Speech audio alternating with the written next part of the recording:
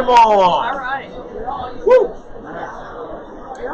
Hello everybody, this is Angel Ribo, the CEO of Continent, and we are at, as you know, Xpnsion Network. And our goal, our mission is accelerating the consciousness of humanity. And we are here today at the Conscious Live Expo in Los Angeles, California.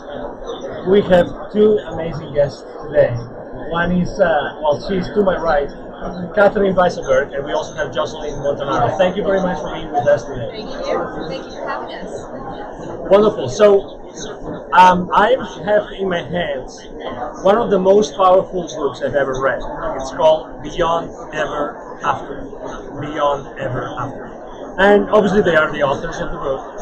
And it says as a subtitle, A Heart-to-Heart Journey Through Death After the After and the Aftermath. So I'm going to ask you a question which is very easy for you. Whoever wants to take it. What happens when you start talking to the dead? Well, that would be my question, because I'm the one who talks to the dead. She just had the dead husband that she can talk to. So for me, we all live in a sea of energy, and for whatever reason, I can just stick my hand in, or my antenna, or whatever, and pull into the energy. And these aren't cryptic messages, they're full dialogue, full conversations, very specific information. And I also facilitate conversations with God and people in coma and deceased people. So in Beyond Ever After, Jocelyn's husband had a brain tumor and had surgery and was not waking up for 26 days. And while we were on the phone doing a session, he woke himself up out of the coma. So the story starts there. It's a true story. And I've been working in this way for 32 years with people all over the world. Jocelyn, what has this book represented in your life? You mean how has it affected me? Yes. Well, the main thing I think I would say is that I don't fear death anymore. Like most people, I used to worry about what was next and what would happen when I die, and I didn't want to die. Of course, I still don't want to die. I want to have a nice long life and enjoy my grandchildren. But I know from this experience and from the conversations I've had with Kevin and the God writings in the book that there's really nothing to fear. It's just the next thing, and it's not a worse thing. And I know that when I die, I'm going to be reunited with my husband. So, and the other thing is, not fearing death, of course, is the biggest thing. But I don't sweat the small stuff like I used to. I'm a lot less anxious and calmer. I think Catherine might dispute this, but I'm much less a control freak than I used to be. I know, it's probably a tough call, but when you know that you're that the arms of the universe are really expansive and that nothing bad is ever really going to happen to you, then you don't worry about anything. I just don't worry about much of anything. I used to be just full of breath. So for me, that's good. Has your family noticed the change?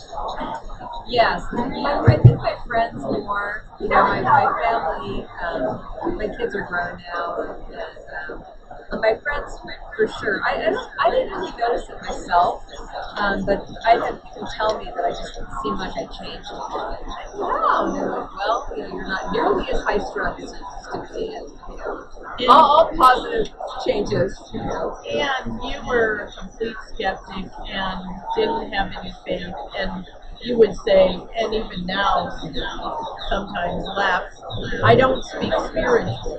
I don't speak spiritual. I mean, when you start this whole thing, I was a complete skeptic. I just didn't believe in God. I mean, I hope there was a God, who doesn't? But I didn't really believe in one. I'm someone who needs a direct experience to really believe something, and I've had that now, that direct experience. But I still don't speak spiritual. I mean, I feel like I have just like a personal relationship with it all, and so it's not like I have to read books and I go to church and things like that. But when you have this experience, it's a different kind of spirituality. It's more the rest, for me. But I had none before, so I really can't say. So when you go to church now, it's different? Yeah, I used to go to church. Kevin would take us all kind of kicking and screaming. You're her husband. My husband. And I would just be looking at my watch and waiting to get the donuts and everything. But now I do go, and I enjoy it in a way that I never did before. That's beautiful. Whose idea was to write the book? Well, I knew that this was a unique story because Kevin woke himself up out of a coma after 26 days. And so I knew that there was something unique about it. But Jocelyn and I went to a Mary Morrison conference, and on the way back home, she said, if you want to write that book, if you want to tell that story, I'll help you. And that really is how the idea came to write the book. So it's a 4-part narrative. God talking, her deceased husband, Kevin, Jocelyn, and she tells the story of how she transformed herself. And Kevin has a lot of wisdom. He talks about what awaited him in the afterlife, also how he talks to her, Jocelyn, after he's gone, and how he's watching her and still with her. There's two of the writings in the book are after he died. The first 4 are when he was just Facilitated. Yes, of course. But I have to really be careful about that because I'm so used to it. But it's not it's such an unusual thing. This is all through Catherine. And when I say I've talked to him, what I mean is Catherine is translating the energy she receives from wherever she gets it and putting it down on paper so I can read it. Yeah, when you use present tense, Right. I was going to ask you how many of those are actually. Does he still talk to you? I haven't been writing in a while, but I know. And the last one I got was the one on my birthday. He also, and other deceased people do this. They've been not connection with you through Catherine. They'll sometimes come to her and just say, "Here's the message. Here's a message." 7 pages later. Yeah. I'll be at Without, home. with I don't need you the around person. or without No, I you don't around? need the person. So you suddenly know that Kevin He's is knocking at the door. yeah, hello. Can you do me a favor? And so I do. And Yeah. a lot of the ones I've gotten like that over the years are days that, he'll know are particularly hard for me, like a holiday or his birthday or the day he died or, something like that. Or there was one time, it's kind of funny, I was finally starting to just not cry all the time. I think he'd been dead like 2.5 years. It took me a long time. But I was finally at the point where I wasn't just walking around the house crying. And I thought, oh my God, I'm getting happier. This is not good. And so I went looking for the cell phone that I had when he was sick because I wanted to look at all the pictures and make myself sad again because I thought, I have no right to be happy. I do not want to be happy. This is not a good thing. I want to go back to being a grief-stricken widow. And I couldn't find the SIM card. And I was dumping drawers out all over the place. I was really upset, looking all over for it, and I couldn't find it anywhere. And so the next morning, Catherine calls me and she goes, "Something happened last night?" I'm like, "No." And there's drawers all over the floor of the house. I'm looking for the SIM card. She goes, "Are you sure?" And I said, "Yeah." She goes, "I've got something for you." She sends me this writing over from Kevin because she goes, "Kevin came to me. He's like, what are you doing? Why are you looking around the house for these pictures to make yourself sad?" That was the message? Yes. Literally? Yes. He said, "I want you to not walk around the house crying all the time. Don't look for things to make you sad." I said, "Did you hide it? Did you put it somewhere where I can't find it?" And he said, "No, and it will turn up. It's not gone. But now's not the time for you to see it. You don't need to go back there." So I found things like that. So they're aware. Yeah. People we love Yeah. are still watching. They're still aware, and they still know what's going on. You mentioned before that you see that differently now. Let me ask you about the loss fact. Does that also make the laws maybe more bearable? Unbearable or bearable? Bearable. Yes, it does. Because, even if you believe in your heart or through faith or whatever else you have that they're not really God and they're with you, when you can actually talk to them, after they're dead, you really know that they're not God. So yeah, and at the very beginning, the first few years, I talked to them a lot more because, I was a single mom now with, two kids, and my youngest son had just turned 13 when he died, and so, I would, and my older son was having substance abuse issues at the time, so it really felt like roadkill, and so when I would get overwhelmed, I would have a writing, and we'd talk about everything that the kids were doing, And sometimes he knew things. he would Inform inform her things, of things that they were doing right, that they shouldn't that be they doing. shouldn't be doing, that I didn't know that about. she wasn't aware of. He would tattle, especially on my 13-year-old at the time. But Wow. so I How's felt that like for parental surveillance? right. From the great beyond. So I felt like I wasn't really going it alone all the time because we could still talk things over. How did the kids live then, all that period of time? How did they live? Yeah, I mean, how did they leave this situation with? Because I guess they know that you communicate with them, right? They do. It's after I did the first writing, they weren't happy about it because they went to Christian schools and were raised Christian, and the Bible has some language in it that indicates that people who have this ability might not necessarily be a positive thing. Although there's also things in the Bible that really is about gifts of the Spirit, and so you can always find something to support whatever you want to support. I think But when he was dying, when their father was dying, I told Jocelyn I'll come to hospice and do an in-person writing. And she said, okay. And then her children were there, and they were like, so her husband was an attorney, she's an attorney, and her kids are attorneys' kids, and they're like, we're going to ask Dad a test question because we don't believe that this is really true. So they asked the test question, and of course their father answered it with the right answer, and he got to say his last goodbye to them. He also got to say what his credo for life was. Of course, he's on his deathbed and unconscious. So it really gave them that opportunity to see it was all real for themselves.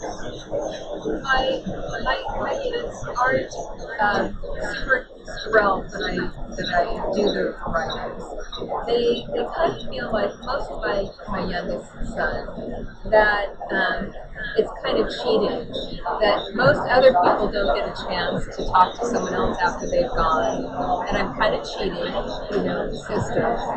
And also that he thinks that it makes it harder for me to kind of move on with my own life because I'm still so connected to, my husband. But that has not been the case. I don't feel like that at all, So, but none of them have ever had one. Well, that's not true. At the hospice, they came and they had me right there, and it was all to them. They talked back and forth with them. We as parents, we always have this guilt built in, right? With what we do with our kids. Would you do something different if you were to live the situation again I did anything with them? No, would you do something different? with my kids. Yes. Regarding this. Yes, or even before, knowing that what was going to happen, would you raise them differently? Would you change their education at all? If I'd known that their dad was going to die at a young age, no. What I would have done is I would have had us all spend a lot more time together because you always think you have more time than you do. And Kevin was 59 when he died, and I think 55 when he was first diagnosed with brain cancer. And up until kind of that time in his life, he was really working on building his career. When you're an attorney, attorney, when you're in your 50s, that's kind of when you're at your most productive and you're really hitting your stride, you're making the most money and everything. So you built your practice up. And so he worked a lot. He was a mediator by profession, and he worked very long days all the time. And so we didn't spend as much time together as a family as I wish we would have, especially my youngest son. I had a child when I was in my 20s, and I had 10 more years. I had one more. And that's the child that was 13. Will is his name. When my husband, he just turned 13 when my husband died. He's the one I think that missed out. So if I would have done anything different, it would have been to spend more family time together. So you don't have an unknown now. You might not even have tomorrow. So that's what I would do differently. Seeing all this picture, I mean, I have 3 kids too, so I relate to. I'm very strong on education, and I believe that every time we are allowed to speak to the world, I think it's an opportunity for us maybe to become all the kids, to become all the families or parents. Because I never went to a parenting school. I don't know if you did. But No, but I should have. Yeah, I agree. So, is there anything, that's a question for you, is there anything that maybe someone like you talking to someone, family or Well, I mean, ancestors or... well, you know, and of course people have writings where they talk generations back. So there's a lot of ancestral imprinting that is on all of us. And if your great great grandmother can come and say to you in a session, Angel, it's, you know, this is where I made that turn, but that's not your path, even though it might be your kind of energetic imprint, then it give you the freedom to know that you can clean slate it, which we can all do at any time. We can always have the ability to start fresh. But yes, in those, and also I work with a lot of people whose children have passed away, and that's the most horrible loss, not to negate Jocelyn's loss of her husband, but to lose a child is a difficult thing. I only have one, and hopefully I'll never know that being. But for you to know that your child is somewhere and okay, and these children talk to their parents and their themselves, and they're fine, and it just brings a lot of comfort, a lot of peace, and that. I think the main message is we're always connected in the portal of our heart to all of the people we love that come after us, before us. It's our corridor. You may have a person like me who has a gift to share, but the real truth is they live in our heart. They are there. And so we're always connected. And so we hope with the book, Beyond Ever After, that people, when they feel their deceased relatives, or they feel a loved one, that they trust in and don't say, oh, that's just a coincidence. I just made that up. I'm just imagining things. That love is still there and it's still valuable. Catherine's talking about these, she calls them divine synchronicities. I call them signs. I get signs from Kevin all the time when he's around. They often involve a squirrel. We have a thing for squirrels. But I get signs all the time. And like Catherine says, people will like smell grandmother's perfume when she's been dead for years. And you know, lots of people have experiences like this. But when we did radio interviews, we talked about some of them. And then we have on our website, beyondeverafter.com, people can write in and share their own stories. We get so many of these stories. People go, oh my gosh, I had a similar experience. And I always write back and we talk about it a little bit. These are some, for people, the most intimate experiences. And so it's, you know, what you're doing here, having this available, and this conference, you know, it just lets this be an okay topic, because the truth is we're all having these extraordinary experiences, and they really are normal, and they really are something, you know, in dialogue. And the more that we open to these experiences, the more spirit brings those experiences.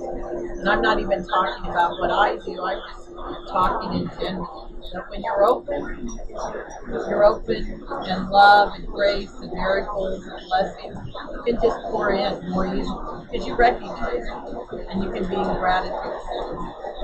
Do you think that the future, you can change, you can impact the future of the people that you are asked to help, thanks to being in communication with maybe ancestors? Well, I don't know about the God conversation, surely, because we have patterns that are sort of ingrained in us, and in my work with people, it's very metaphorical, it's very beautiful, and it'll just lay an image right on you where you'll be like, well, I don't want to keep doing that, and people can dismantle. Like therapists can recommend hard cases because and so people are empowered to not think they have to heal through their mental apparatus, but through their energy and heart. So yes, I believe our loved ones before and after us are going to be loving us and supporting us, but more we can make a conscious decision to be free. And that even whatever our imprint is, our soul and our divinity is much stronger than any of our circumstances or our little head games we do with ourselves. Have you ever thought of how should the education of children in America or in the world would have to change in order to incorporate Right. those lessons or those? We're lucky we live in California, so in some of our schools, the kids are meditating, the kids are, having a kindness week, and so I think we have to shift how we do things. But basically, to say you live and I live in a very porous, wondrous, magical universe, and be open for surprises. Don't look for the problems, kids. Don't look to complain. Be open for the surprises. And if where you orient your headspace, that's going to influence what your reality is and what your attitude is. So. Does it make sense to ask God when you talk to God why we all complain, why in our schools like kids complain, why is the educational system how it is? Because we're all mind driven, and all the mind wants to do is literally chop up reality into little tiny pieces and gorge on it. So the mind wants to be employed. So the mind has to always look for things to say, I'll be your savior, when it's really our heart and soul. So it makes sense why we do it, but because we put mind on a pedestal, but our hearts are so much richer. And so in all the God writings, it's all about being heart-led, heart-fed, soul-directed, soul-magnetized, because that really is who we are. That's what we take with us. This is like a little bitty square we live in that our mind says, turn on the channel, turn up the volume, adjust the color, but our heart's like, How did this story start? How did you get to know each other? Well, Jocelyn's sister, Vicky, was my realtor and a friend, and she had several of my sessions. And so when Jocelyn's husband wasn't waking up from the coma, she encouraged Jocelyn to try to contact him or God, which she had no desire to do. So, but none. No, I wasn't really interested. But we already talked about that. She was desperate. So was desperate. Yeah. And so I was in Washington State on a vacation. She was her husband was at UCLA, and she was at the W Hotel nearby. And we got on the phone, and her husband reported he thought he was dreaming. So he didn't know he was at home. He didn't. No. No. And that's why he wasn't waking himself up or trying to wake up. He just and she thought he was dreaming. And she's like, I wish you were dreaming. You had 5 more surgeries. So he said, well, let's conduct an experiment. I'm going to tap my finger. And he did, and he roused himself out of a coma. And so for the next week after that writing, he started to wake up more and more. Where, I mean, it wasn't like I was saying, sat up and said, hey, Jocelyn, I have a little coffee. I mean, that would have been impossible. He was 5 brain surgeries, 26 days, he's on tons of pain medication. But he did become more alert, and the speech therapist was able to come in and talk to him about what some of his favorite things are, what he liked to eat, and his musical groups that he liked. And the doctor could come in and he could raise one thumb, the other move his feet, follow commands is what they call it. And he wasn't able to do any of that before, and so he's just started to get better and better. After that writing, he realized he wasn't dreaming and he started to wake himself up. It's amazing. What was the most enjoyable part of writing the book? Well, it's funny. We wrote it. We have different approaches to things, and that's a kind of understatement, not really. But when I finally decided to do it, because Catherine had asked me earlier, this is a great story. Because I told her after my experience, I go, you should write a book. She has hundreds of these stories. I'm not the only one. I go, you should write a book. And I said, if you ever want to write a book, I'll sign a waiver where you can, use my story. Because I was so blessed by the whole thing and wanted to help, and I knew that it could help other people who know what I know now. So she said, well, how about you and I write a book? And I was like, no, I don't want to do that because it was too new to me. My husband just died. I didn't want to rethink about it and kind of relive the whole thing. But after that Mary Morrissey conference, I said, okay, let's do it. And so I just waited till I had inspiration about how to start the book. And then once I got the idea about how to start the book, I went into work and I told my boss, I'm going to take a month off from work and I'm going to write a book in a month. That's all I'm going to do. She goes, you can't write a book in a month. And I go, yeah, I can. When you know the story you're going to tell, it's easy to tell it. I didn't have to make anything up. I already knew what happened. It was just relaying my experience. And all the writings, the sessions are written, and most of them have been recorded. And so I could hear word for word everything that was being said. And so I basically just took a month out of my life and 10 hours a day wrote my parts. And then I gave it to Catherine. I said, okay, well, you have a month to get cracking. But it took a little longer than that. Because her stuff is very content heavy. Spiritual. I put all the spiritual framework. I just tell it a story. It's easy to tell a story when you use the stories that you're going to tell. So for writing it, we laughed a lot. It was so funny. Just so much of it was just really. In tragedy, there's funny. You have to have humor. Did Kevin? Have humor. Sorry to interrupt. Did Kevin ever participate Oh, in the can process? I? All right. Let me tell you. Okay, so see the cover of our book? Of course. Okay, so the cover of our book I designed. 15. I drove the designer absolutely nuts. But Jocelyn's kids said, how did you get Dad on the cover of your book? How did you get a picture of Dad on the cover of the book? So she called me and said, how did you get Kevin on the front of the book? I said, that's not Kevin. I was designing it. I was working with the designer. I say, make the man taller, move him further up, whatever. And so she told her kids, no, that's not your dad. And they said, yes. Look, he's even wearing his favorite shirt. So Kevin put himself on the cover of the book. That's how much Kevin, well, unbeknownst to me, he put himself on the cover. But yes, he has participated. We talked to him about the book a few times, and he loved the title. We struggled with the title. We finally came up with one. He goes, I love the title, and he liked the editor we picked. We had an editor, and he said, I liked him. I would like to sit with him and have a glass of wine and discuss philosophy. So, he's definitely participated. Right. Yeah.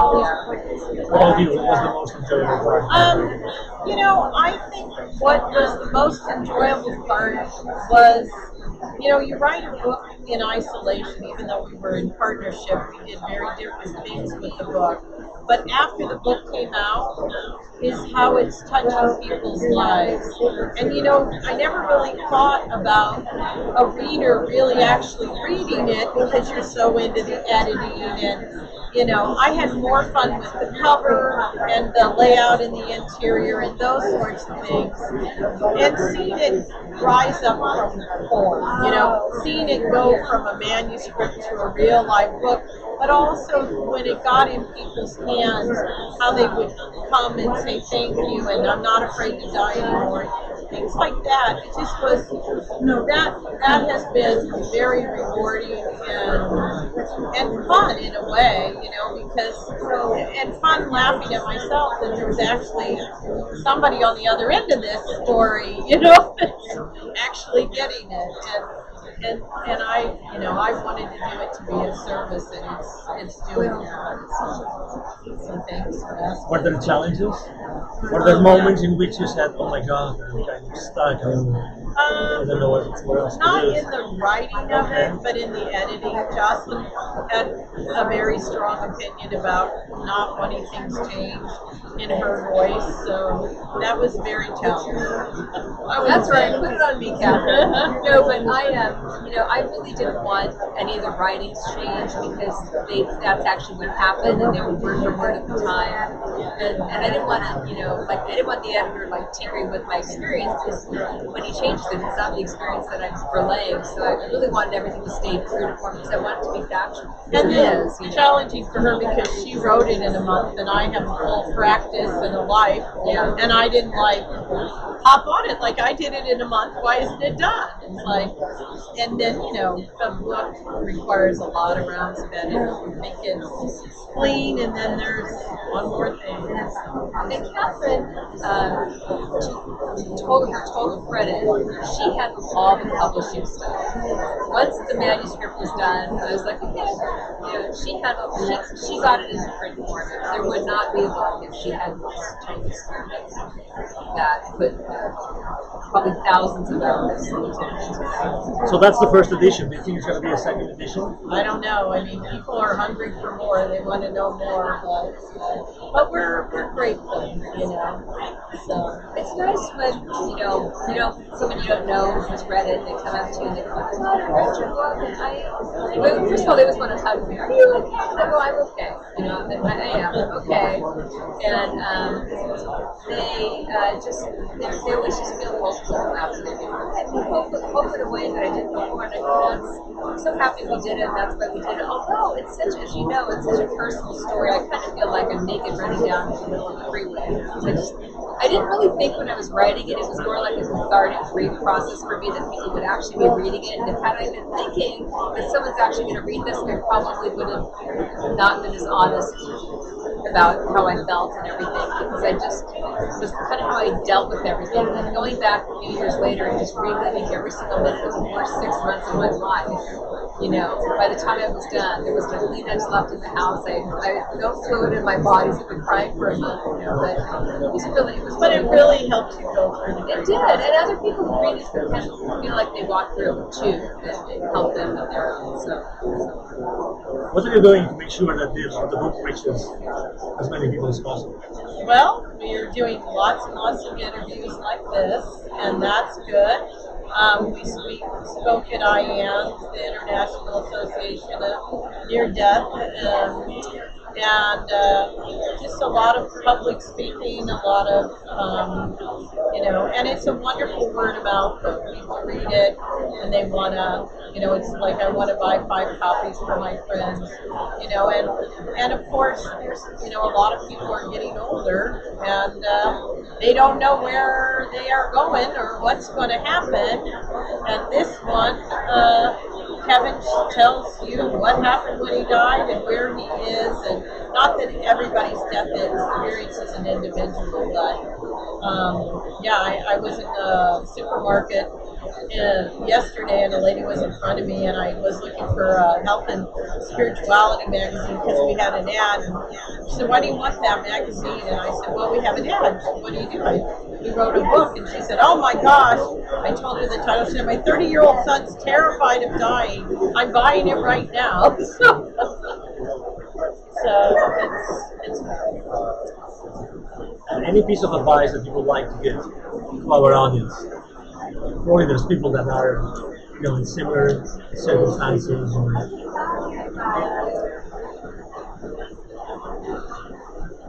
Everyone tells you it gets better with time, and you don't believe it, but it really does. It does get better with time. It's like a big cut that heals and leaves a really ugly scar, but the pet is healed. And also that the people you love who've gone before you are with you. I mean, Kevin's with me right now. I know he's with me right now. We've given talks, and then he'll send a message and go, "Great talk, girlie." You know, they're with you, and I just want. I think if everyone really knew that the people that they love were still with them, they would just worry so much about anything. You know, because you just want to be surrounded by love. And when someone you love is gone, that's what's the worst part, is that you miss the love. You know, you miss the relationship. And so I just want people to know it's not gone. What about you? I would say that we are always connected. We are always in our souls and spirit connected. Reality is much more porous than we think. And to hold our lives and our views with more an open hand and a soft gaze, because wonder is always there on the perimeter. So don't look at life like this, because you're going to miss the grace. Open hand, soft gaze. We are designed for love. We are designed for deep connection. We do not die. Our physical bodies die. We don't die. And love is the greatest force in the universe, and that's what we are made. Wonderful. Well said. Exactly. Thank you. Thank you very much for sharing the story, for being so authentic, for sharing moments that for sure they were hard at times, right? Thank you for having us. We've had a great time. Absolutely. And by the way, Thank you. if Kevin tells you, any of you, anything about this interview, please Well, keep it posted. We will. Say, great Thank you. interviewer. You tell that interview. I loved you. Thank you very We got much. interviewed by an angel. Excuse me? We got interviewed by an That's right, angel. How we could did. there be any? True, absolutely. Well, needless to say, I mean, it was before the interview, I was sharing with them a story about a very close, relative dying recently. So, I strongly believe that in this case, my relative is in a much better place now. So, Right. Oh, for sure. But you still miss them. And you Absolutely. still want them with you. Even Oh, though you know they're in a absolutely. better place, you still are like, Absolutely. honestly, I don't care that you're in a better place. I would just rather have you back here. Right on. I agree. Yeah, absolutely. So again, thank you very much. I Thank really you. enjoyed the conversation. Okay. Again, this is Angel Ribo with Xpnsion Network. I'm the CEO, confidant. And as you know, our mission here at Xpnsion Network is to accelerate the consciousness of humanity. I think that we really make a big step today forward thanks to our story. So thank you for sharing it. And I hope that you have enjoyed our conversation as much as we have been here at the Conscious Life Expo in Los Angeles. I hope to see you soon. Bye-bye.